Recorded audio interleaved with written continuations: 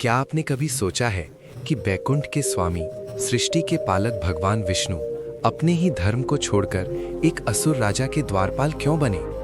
ये कहानी सिर्फ अवतार की नहीं, ये कहानी है एक वचन की, एक छल की और उस भक्ति की जिसने स्वयं भगवान को भी एक बंधन में बांध लिया था। ये कहानी उस रहस्य से शुरू होती है जब माता लक्ष्मी ने अपने ही पति को बैकुंठ में नहीं पाया। बैकुंठ, जहां आनंद की धारा बहती थी, आज वहां महीनों से एक सन्नाटा पसरा था। ब्रह्मांड के स्वामी अपने सिंहासन पर नहीं थे। माता लक्ष्मी का हृदय व्याकुल था। उन्हें पता था कि उनके प्रभु कहाँ हैं, पर वो उन्हें वापस लाने में असमर्थ हैं। देवर्षि नारद वीणा बजाते हुए प्रवेश करते। नारायण नारायण, माते, आपके मुख पर ये चिंता की लकीरें? त्रिलोक में सब कुशल तो है? प्रभु कहाँ है? क्या कुशल कहूँ? जिनके होने से सब कुशल होता है वही यहाँ नहीं है। मेरे स्वामी, मेरे नारायण, पाताल लोक में तो क्यों? वहां तो असुर सम्राट बलि का शासन है। प्रभु वहां क्या कर रहे हैं? वही तो मेरे दुख का कारण है ना देवर्षि। राजा बलि के द्वारपाल बने हुए हैं। ये तो असंभव है। देवों के रक्षक एक असुर के प्रहरी, ये कैसे हुआ? इस अनहोनी के पीछे की कथा क्या है? ये कथा शुरू होती है एक भक्तों के अहंकार से, एक गुरु की चालाकी से और मेरे प्रभु के एक साल से।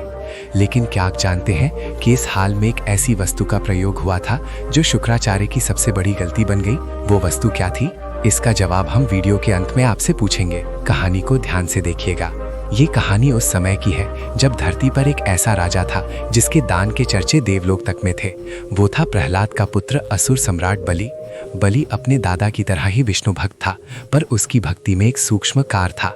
गुरुदेव, मेरी तपस्या और मेरे सामने मुझे इंद्र से भी महान बना दिया है।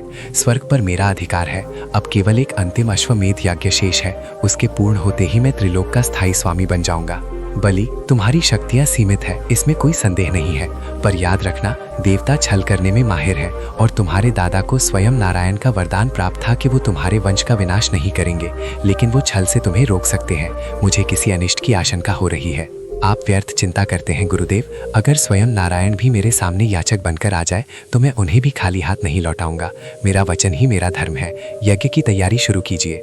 राजपूत ब्राह्मण कुमार आपसे याचना लेने आए हैं। उनका तेज देखकर लगता है जैसे स्वयं सूर्य धरती पर उतर आए हों।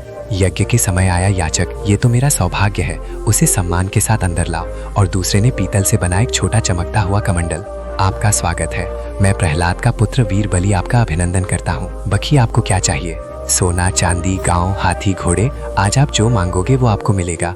मैं एक याचक हूँ। मुझे धन दौलत का कोई शौक नहीं। मुझे तो बस अपनी साधना के लिए 3 पग में चाहिए, जिससे मैं अपने छोटे पैरों से जोत सकूं। 3 पग भूमि, और वो भी इन नन्हे पैरों से। ये बालक, तुम तो मेरे दान का उपहास कर रहे हो। मैं तुम्हें पूरी पृथ्वी दान कर सकता हूँ। कुछ ऐसा मांगो जो राजा बलि की शान के लायक हो। भजन, संतोष में ही सच्चा सुख है। ऐसा तो कभी समाप्त नहीं होती। मुझे केवल 3 पग भूमि चाहिए। अब अपने पीछे मत हटना। रुक जाओ, मेरी बात मानो। ये कोई साधारण बालक नहीं है। ये स्वयं विष्णु है। छल करने आए हैं। ये तुम्हारा सब कुछ छीन लेंगे। तेरे कुछ भी दान करने का संकल्प मत लो। गुरुदेव, अगर ये स्वयं भगवान विष्णु है तो यही मेरा सबसे बड़ा सौभाग्य है कि आज भगवान मुझसे मांगने आए हैं, और वचन देकर पीछे हटना ये बलि का धर्म नहीं। जब बलि के संकल्प लेने का समय आया तो शुक्राचार्य ने सोचा, अमृत वचन दे बैठा, अब सब खत्म हो जाएगा। रोकना होगा। इसे पत्र में छिप जाता हूँ। अगर जल बाहर नहीं निकलेगा तो इसका संकल्प को पूरा नहीं होगा। मुझे ही रोकना होगा।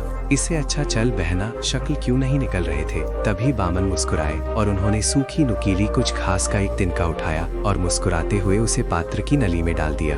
बलि ने अपना संकल्प पूरा किया और जैसे ही शब्द उसके मुख से निकले, इतिहास में एक नया मोड़ दिया। उस छोटे से ब्राह्मण बालक का शरीर अब पूरे ब्रह्मांड में फैल रहा था। वो बामन नहीं, अब त्रिविक्रम थे। उन्होंने अपना पहला कदम उठाया और एक ही पद में समस्त भूलोक नप गया। उन्होंने अपना दूसरा कदम उठाया और दूसरे पल में संपूर्ण देवलोक और परलोक तक नप गया। फिर आज भगवान विष्णु पाली की ओर देखते हैं। उनके अनुसार तीसरा पद कहाँ रखूं? कि चेहरे से अहंकार का नकाब उतर चुका था। वो घुटनों के बल बैठ गया और हाथ जोड़ लिए। प्रभु, आपने मुझसे मेरा जीना, मेरा स्वर्ग जीना, पर आप मेरी भक्ति नहीं छीन सकते। ये शरीर नश्वर है। अगर कुछ बचता है तो वो है मेरा अहंकार। प्रभु, तीसरा पग मेरे इस अहंकार से भरे मस्तक पर रखिए और मुझे मुक्त कर दीजिए। भक्ति की एक जगह दी हो तो वीडियो को लाइक जरूर करें और कमेंट में केवल नारायण नारायण ही नहीं बल्कि एक छोटा सा संदेश भी छोड़ जाइए। शायद ये संदेश नारायण के चरणों तक पहुंच जाए। प्रभु, आपने मुझे सब कुछ दिया, लोग, यश और कृपा, लेकिन मैं अब आपके दर्शन कैसे करूंगा? मैं चाहता हूं कि मैं हर दिन आपके दर्शन कर सकूं।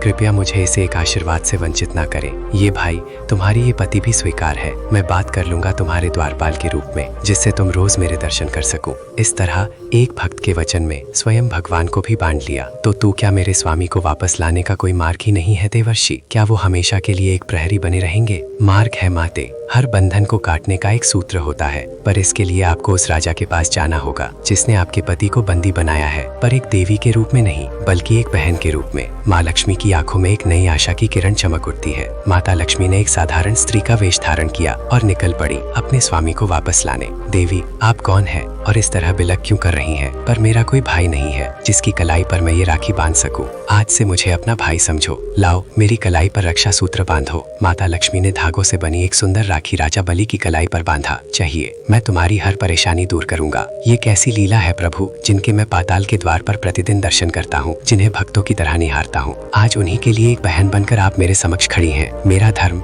क्या कहता है? एक भक्तों का समर्पण या एक भाई का वचन? एक पल की खामोशी के बाद हाथ जोड़ लेते हैं। राजा बलि हार सकता है पर एक भाई नहीं। बातें, आपने मुझे भाई बनाकर धन्य कर दिया। आपका पति आपका है, आप प्रभु को अपने साथ ले जा सकती हैं। आज श्रावण मास की पूर्णिमा इतिहास में रक्षाबंधन के नाम से जानी जाएगी, जिस त्योहार भाई बहन के पवित्र प्रवचन का प्रतीक बनेगा। तो दोस्तों, आपने पूरी कहानी सही सुनी। समय है आपकी याददाश्त को परखने का। देखते हैं कितने लोगों ने ध्यान से सुना। प्रश्न, शुक्राचार्य को अंधा करने के लिए भगवान बामन ने जल पात्र में किस वस्तु का प्रयोग किया था? अपनी उंगली, बी एक पत्थर, सी कुछ खास का तिनका, डी स्वर्ण सलाहकार। सही उत्तर है नीचे कमेंट करें और बनिए हुई चैंपियंस। हो सकता है अगली कथा में लिया जाए आपका नाम। जैसे हनुमान जी राम जी की मदद करते थे, वैसे ही आप भी हमारी मदद कर सकते हो। अगर आप चाहते हो कि हम हिंदू धर्म की प्यारी परंपरा और कहानियों को और भी लोगों तक पहुंचाएं, तो बस 29 रुपए महीने के देकर हमारे साथी बन जाओ। आपकी सहायता से हम और भी अच्छी एनिमेशन वीडियो बनाएंगे। ज्वाइन करें और निश्चित करें कि आपका सहयोग सही दिशा में धर्म का प्रचार कर रहा है।